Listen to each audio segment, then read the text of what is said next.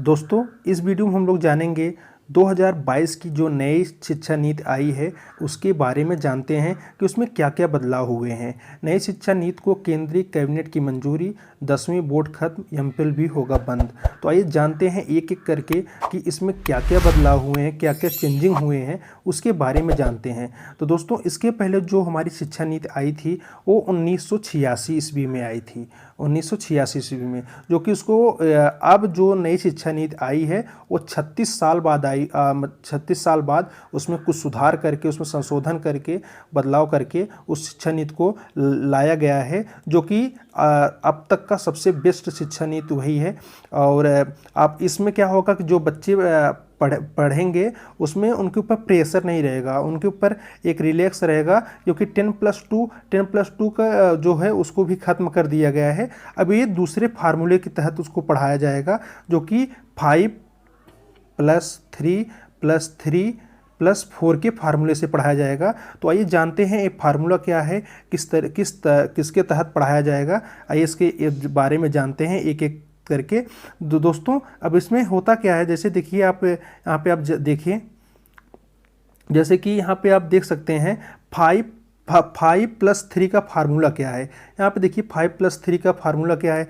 जैसे कि जब बच्चा 4 साल का रहेगा, तो बच्चा जब 4 साल का रहेगा यहाँ पे, तो वो नर्सरी में रहेगा। उसके बाद जब बच्चा 5 में रहेगा, 5 ईयर का रहेगा, तो 5 ईयर का रहेगा तो वो जूनियर केजी में रहेगा। फिर जब 6 साल का बच्चा होगा वो सीनियर केजी में रहेगा। फिर जो 7 साल का बच्चा होगा स्टैंडर्ड 1 में रहेगा। फिर जो 8 साल का बच्चा होगा वो आपका वो सेकेंड क्लास में रहेगा। तो ये सेकेंड क्लास मतलब इसमें क्या होगा, इसमें आपका इसमें बच्चों का एग्ज़ाम नहीं होगा, इसमें बच्चे का एग्ज़ाम नहीं होगा। इसमें बच्चे एकदम रिलैक्स माइंड से पढ़ेंगे, क्योंकि पहले होता क्या था कि बच्चे क्या होता था कि जब उनको स्कूल के लिए भेजा जाता था वो रोते थे, उसके बाद पढ़ने नहीं जाते थे। लेकिन इसमें क्या होगा, नो एग्ज़ाम, इसमें कोई एग्ज़ाम नहीं होगा। बच्चे एकदम रिलैक्स रहेंगे, कोई एग्ज़ाम होगा ही नहीं, तो बच्चे को कोई टेंशन नहीं रहेगा, एकदम फ्री रिलैक्स माइंड से पढ़ेंगे।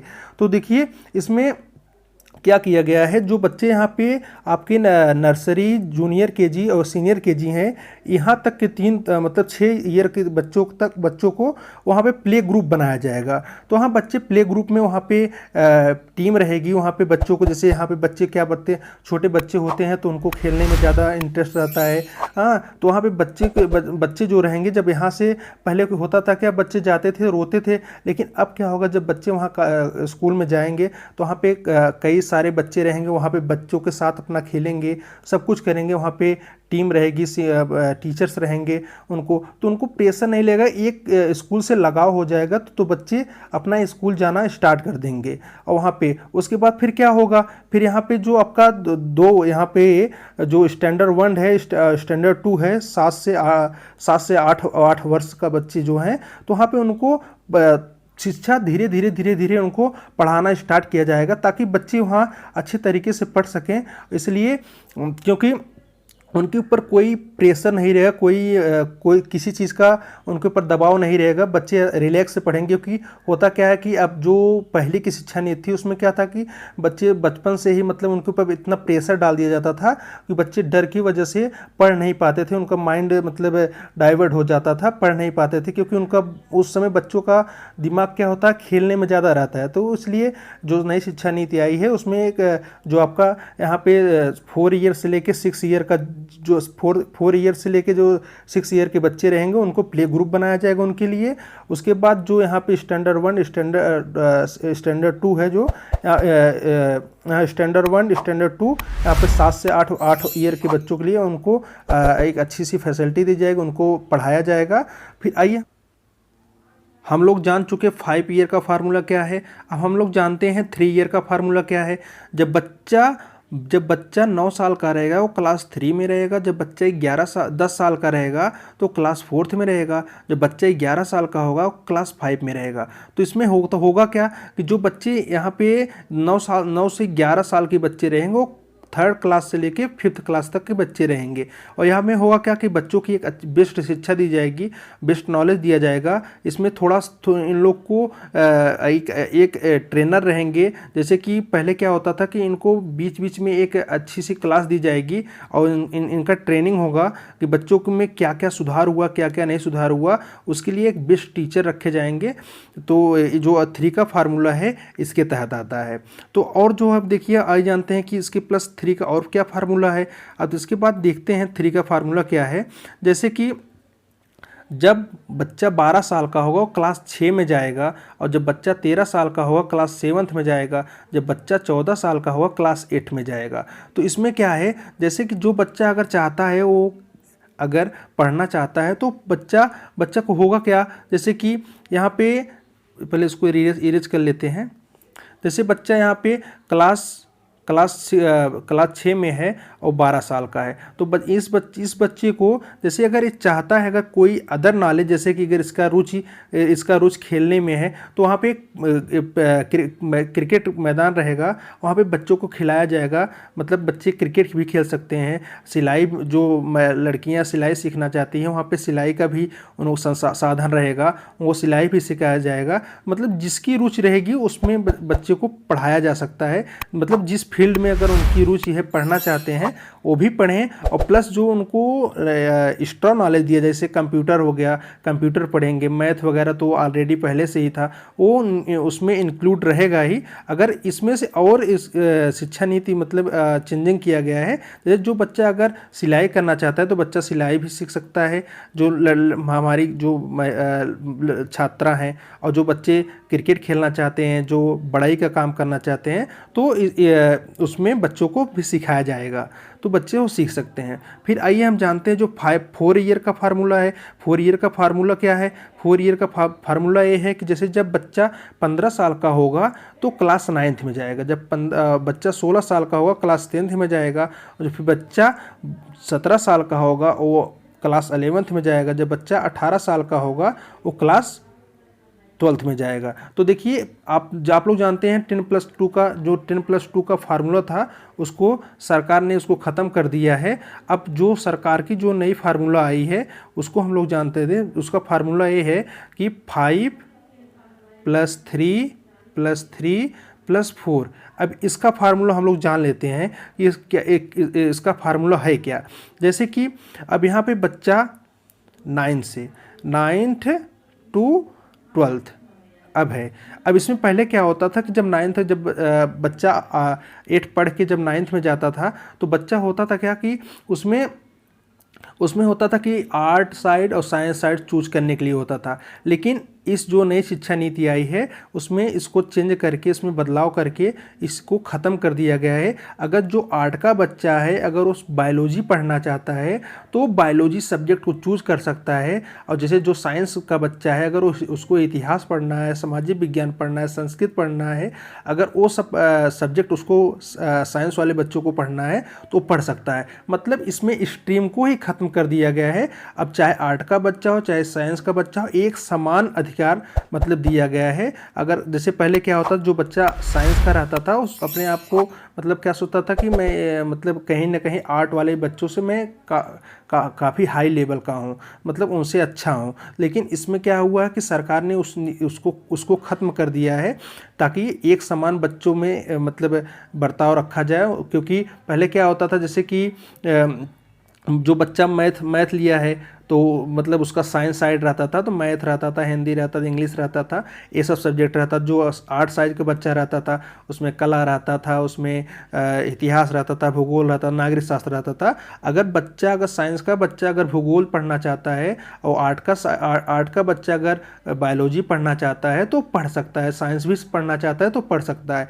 तो इसकी जो स्ट्रीम का पहले जो रहता था कि आर्ट साइड और साइंस साइड, उसको ख़त्म कर दिया गया है। अब 9 से लेके 12 क्लास तक के बच्चे इसमें इस चीज़ को स्ट्रीम को ख़त्म कर दिया गया। जो बच्चे पढ़ना चाहते हैं कोई भी सब्जेक्ट लेके पढ़ सकते हैं, इसमें कोई उसमें उनके ऊपर प्रेशर नहीं रहेगा। ये नीति में जो संशोधन किया गया है वो बहुत ही अच्छा संशोधन किया गया है। और इसमें एक चीज़ फैसिलिटी, एक चीज़ में संशोधन एक किया गया है।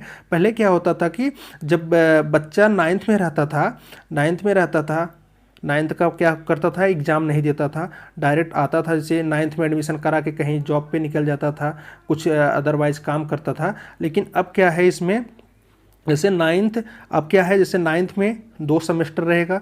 अब ये जो हमारा ये नाइन्थ +2, नाइन्थ से लेकर 12 तक जो है उसमें अब सेमेस्टर वाइज एग्जाम होंगे। सेमेस्टर वाइज मतलब आप देख सकते हैं यहाँ पे लिखा खुद ही गया है।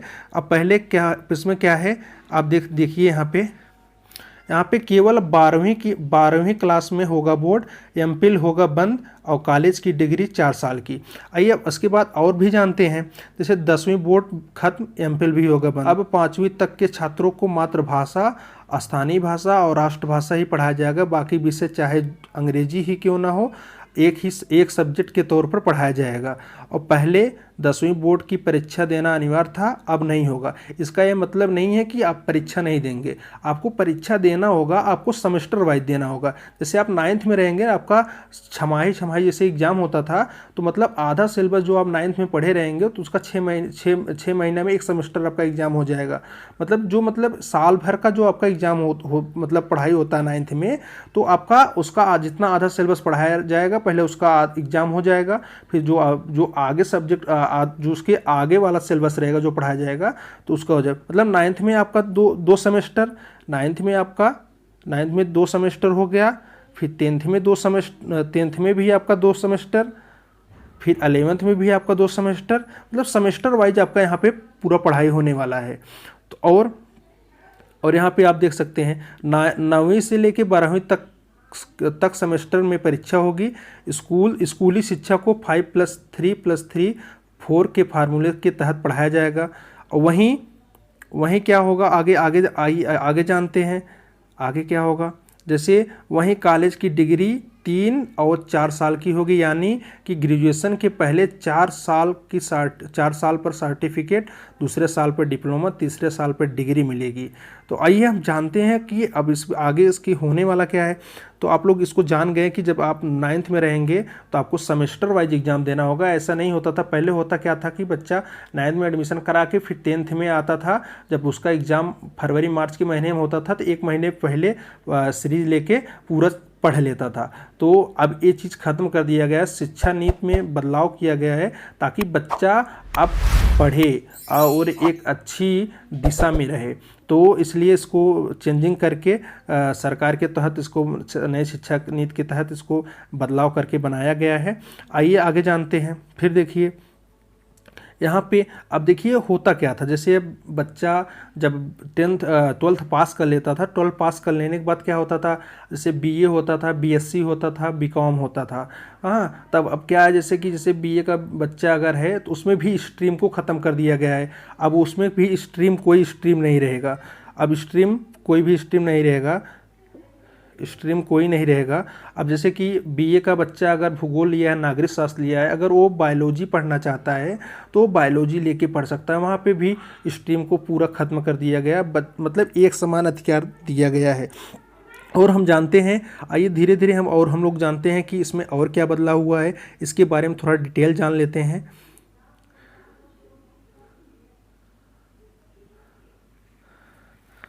थोड़ा देखिए,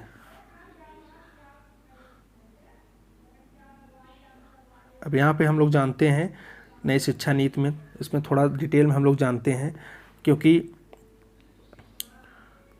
जो नए शिक्षा की नीति की बदलाव हुआ है, कुछ बच्चे कन्फ्यूजन में हैं कि नई शिक्षा में क्या क्या बदलाव हुए हैं, क्या क्या करना है। कई बच्चे सोच रहे हैं कि 10th का परीक्षा होगा या नहीं होगा। तो उनको मैं बता देना चाहता हूँ, उनका सेमेस्टर वाइज एग्ज़ाम होगा, जो कि केवल 12th ही उनका बोर्ड होगा, और 9th 10th 11th उनका सेमेस्टर वाइज एग्ज़ाम होगा, जो कि 1 साल में 2 सेमेस्टर होगा, सेमेस्टर वाइज एग्ज़ाम होगा। तो आइए जानते हैं। देखिए फाउंडेशन स्टेज में क्या है, जो 5 ईयर के बच्चे रहेंगे उनके लिए प्ले ग्रुप क्या रहेगा, प्ले स्कूल रहेगा 3 ईयर तक, उसमें कोई एग्ज़ाम नहीं होगा, बच्चे एकदम टेंशन फ्री होकर पढ़ेंगे, उनके लिए अच्छे से तैयार किया जाएगा। उनके लिए बच्चे जब जाएंगे, जैसे कि होता क्या है, जब बच्चे यहाँ से जाते हैं तो रोते हुए जाते हैं, तो उनके लिए एक बेस्ट फैसिलिटी दिया जाएगा। बच्चे अपना जाएंगे वहाँ पे खेलेंगे, अच्छे से पढ़ेंगे, उसके बाद उनको कोई एग्ज़ाम नहीं होगा। दोस्तों वीडियो काफ़ी लंबा हो जाएगा, तो इसलिए इस वीडियो को यहीं पे एंड करते हैं। दोस्तों अगर शिक्षा नीति के बारे में अगर और भी पूरे डिटेल में जानना चाहते हैं तो हमारे चैनल को सब्सक्राइब करके बेल आइकन को प्रेस करिए और तो कमेंट में कमेंट करिए कि एक न्यू वीडियो अपलोड किया जाए जो कि नई शिक्षा नीति के बारे में पूरा डिटेल में जो कि बताया जाएगा आपको। तो अगर आप लोग वीडियो को पाना चाहते हैं तो बेल आइकन को प्रेस कीजिएगा ताकि हमारे वीडियो के नए नोटिफिकेशन आपको मिले और आप लोग उस वीडियो को देखें। तो आज के लिए इतना ही। आई होप आप लोग को ये वीडियो पसंद आया होगा, आप लोग को नई शिक्षा नीति के बारे में अच्छे से समझ में आया होगा। तो आज के लिए इतना ही, मिलते हैं अगली वीडियो में एक नए टॉपिक के साथ। जय हिंद, जय भारत।